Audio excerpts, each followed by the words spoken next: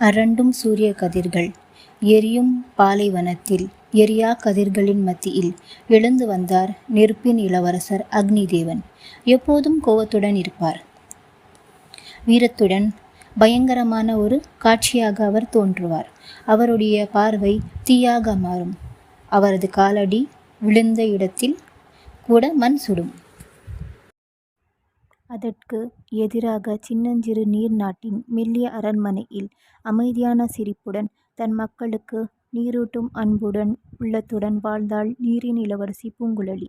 அவள் நடந்து செல்லும் இடங்களில் பூக்கள் தானாக மலரும். அவள் குரலே ஒரு சிறிய நீரோசை போல இருக்கும். அந்த நாள் வந்தது. மின்னலுடன் மழை பெய்யும் ஒரு நாளில் தன் நாட்டைச் சுடும் வெப்பத்திலிருந்து காப்பாற்ற பூங்குழலி ஒரு மாயக் குளத்துக்குள் இறங்கினாள். ஆனால் அந்த குளத்தில் நடுவே வெப்பமான தீக்குதிரை ஒன்று கத்தியது. அந்த குதிரையின் மேல் வந்தார் அக்னிதேவர். அவர் கண்களில் கோபமும் ஆச்சரியமும் கலந்து காணப்பட்டது.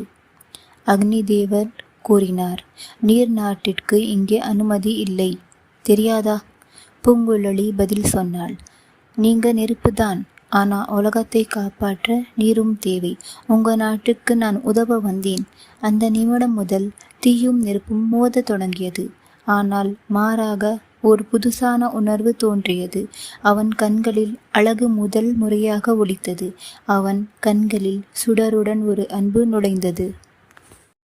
அக்னிதேவன் தனது தீக்குதிரையின் மீது அமர்ந்தவாறே பூங்குழலியின் சொற்களை கேட்டதும் வியப்புடன் பார்த்தான். அவன் வாழ்ந்த அருணாநகர் நெருப்பின் பேரரசு. எப்போதுமே வெப்பத்தால் எரிந்து கொண்டிருக்கும். அங்கு நீர் என்றாலே ஒரு அபச்சாரம்.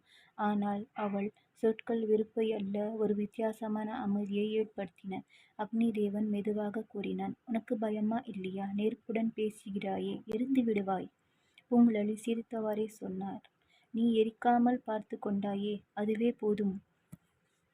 அந்த சிறு சிரிப்பு அக்னிதேவனின் உள்ளத்தில் ஒரு சிறிய பனிக்கட்டி போல விழுந்தது. அவன் இதுவரை யாரிடமும் உணர்ந்திராத ஒரு விசித்திரமான மென்மையான உணர்வுதான். அதற்குள் அக்னிதேவனின் தந்தை நெருப்பு தேவன் மகனது செயல்களை அறிந்து சினங்கொண்டு விட்டார். நீ நீர்நாட்டை சேர்ந்தவரிடம் பேசுகிறாயா? நம் மரபுக்கு எதிரானது. நீ நெருப்பின் வாரிசாவாய். அவனுடைய கடுமையான கோபம் போலவே அரண்மனையில் தீ எரிவது போல் இருந்தது. ஆனால் அக்னிதேவன் மனதில் ஏதோ ஒரு புதிய தழல் எழுந்தது. அது கோபம் இல்லை, காதலின் ஒளி. இங்கே பூங்குழலி தன் நாட்டுக்கு திரும்பினாள். தன் தாய் மந்தாகினி தேவி அவளை மௌனமாக பார்த்தாள். மந்தாகினி, நீ எங்கே சென்றிருந்தாய்? குழலி, நான் உங்களை விட்டு எங்கும் போகவில்லை அம்மா. தாயும் மகளும் மலையின் மேல் நின்று பேசிக்கொண்டிருந்த அந்த காட்சியை பார்த்த தேவக்காற்று ஏதோ ஒரு பழைய நிழல் அந்த காற்றில் இருந்தது. அவர்கள் இருவரின் சந்திப்பு உலகம் ஒன்று சேர காத்திருக்கிறது என்று சொன்னது. அந்த இரவு அக்னிதேவன் கனவில் ஒரு நீர் மண்டலத்தில் தன்னை பார்த்தான்.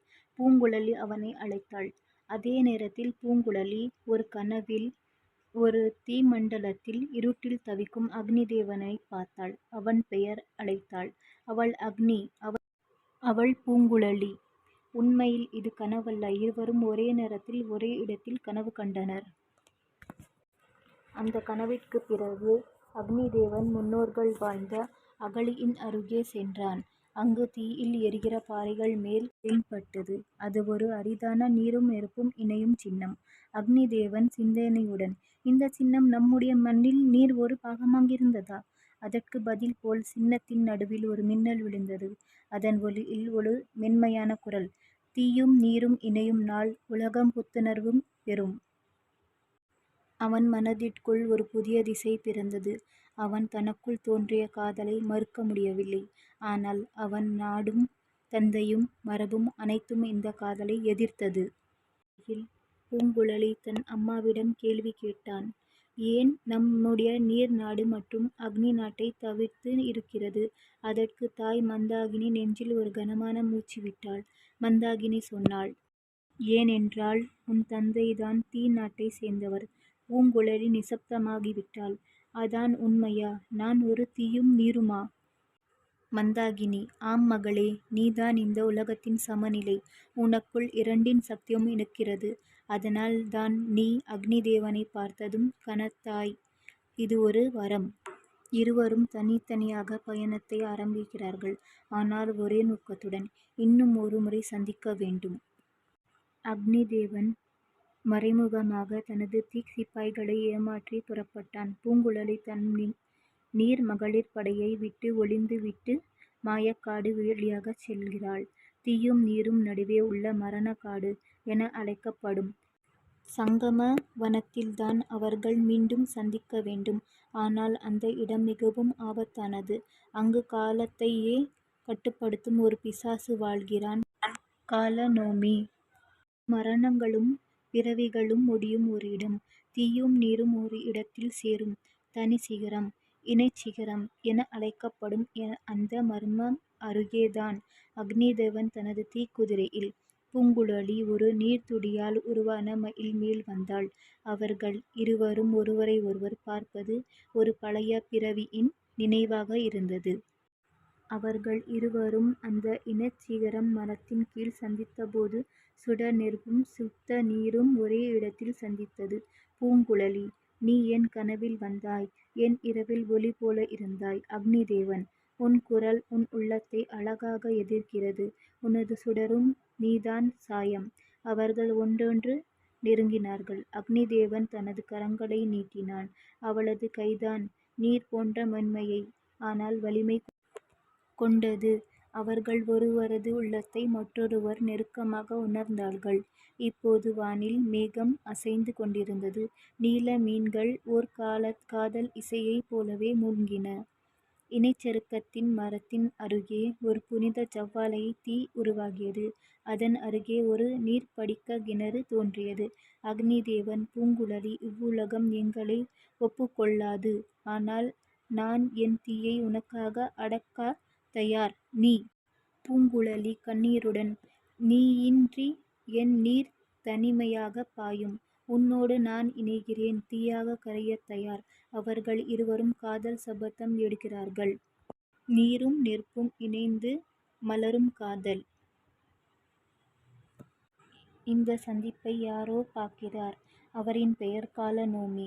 காலநேமி ஒருவரது காதலை அழிக்கப் பிறந்தவன். நீயும் நெருப்பும் சேர்ந்தால் இந்த உலகம் அழிவடையும். நான் இந்த காதலை சேரவிட மாட்டேன் என்று காலநேமி சிரித்தான். அந்த இனச்சருக்க மரத்தின் கீழ் அக்னிதேவன் மற்றும் பூங்குழலி இருவரும் கைபிடித்து காதல் சபதம் எடுத்தது காதலின் இயக்கத்தை பாதித்துவிட்டது. மின்னல் போன்ற சத்தத்துடன் வானத்தில் பிளறு ஏற்படுகிறது. அந்த இடைவெளியில் தோன்றுகிறார் காலநேமி. ஒரு அரக்கனல்ல. அவன் நேரத்தின் சாயலிலிருந்து பிறந்த ஒரு உயிர். அவனது கண்ணில் கடத்தப்பட்ட காதல்களின் பிணங்கள். அவனது வார்த்தைகளில் வரலாற்றை அழிக்கும் இசை. காலநேமி கூச்சலிட்டு: தீயும் நீரும் இணையும் நாள் என் அழிவாகும். அதற்கு முன் நான் உங்கள் காதலை அழித்து விடுவேன். அவனது குரல் கிளம்பியவுடன் வானத்தில் மரங்கள் தீயாய் எரியத் தொடங்கின. ஆனால் அதற்குள் அக்னிதேவன் தன் கையில் ஒரு மின்னல் வாள் எழுப்பினான். அது அவன் இதயத்தில் இருந்து தோன்றியது. அக்னிதேவன் உணர்ச்சியுடன்: நீ எங்களைப் பிரிக்க முடியாது என்று சொன்னான். அவன் கால்நடையில் காலநேமியை நோக்கிப் பாய்ந்தான். அந்த நேரத்தில் பூங்குழலி ஒரு நீர்க்குண்டத்தின் மையத்தில் மிதந்து கொண்டிருந்தாள். தன் கைகளால் மின்னல் கதிர்களை நீராக மாற்றினாள். அவள் உருவாக்கிய அந்த நீர்க்கதிர்கள் அக்னிதேவனைச் சூழ்ந்த காதல் கவசமாக மாறின. அவள் கண்கள் தவிக்கின்றன. அவள் இதயம் அவனைக் காப்பாற்ற வேண்டுமென்று சொல்கிறது. பூங்குழலி தன் மனதுக்குள்: அவன் மட்டும் இருந்தால் என் உலகம் ஒளிரும். அவனை இழந்துவிட்டால் என் நீர் உலர்ந்துவிடும். அக்னிதேவன் மற்றும் காலநேமி இடையே ஒரு மாபெரும் மோதல் நடந்தது. தீவாளும் காலச் சுழற்சி சூழியும் ஒன்றுமேல் ஒன்று தாக்கிக் கொண்டன. பூங்குழலி அவனை தன்னுடன் சேர்ந்து போராட அழைத்தாள். அவர்கள் இருவரும் சேர்ந்து காலநேமியின் நிழலைச் சுற்றினர். பூங்குழலி: அக்னிதேவன் ஒன்றாக எங்கள் காதல் மரபுகளும் சபைகளும் கடந்து உயர்வதற்கான ஒன்று. எங்கள் உயிர் எரிந்தாலும் இதயங்கள் இணைந்து இருக்கும். அவர்களது காதல் சக்தி ஒரு அமோக ஒளியாக உருவெடுத்தது. அந்த ஒளி நேரத்தை தாக்கியது. காலநோமி விழுந்தான். அவன் உருவம் கொண்ட பாறையாக மாறினான். அந்த பாறையில் மீது ஒரு எழுத்து தோன்றியது. நேரத்தை காதல் மாற்றும். உண்மையான காதல் நிலையாகும். நீரும் நெருப்பும் ஒன்றாக இருந்தது. காதல் என்றும் அழியாக இருக்கும். உண்மையான அன்புதான் எப்போதும் ஜெயிக்கும் என்பது இந்த கதை நமக்கு உணர்த்துகிறது.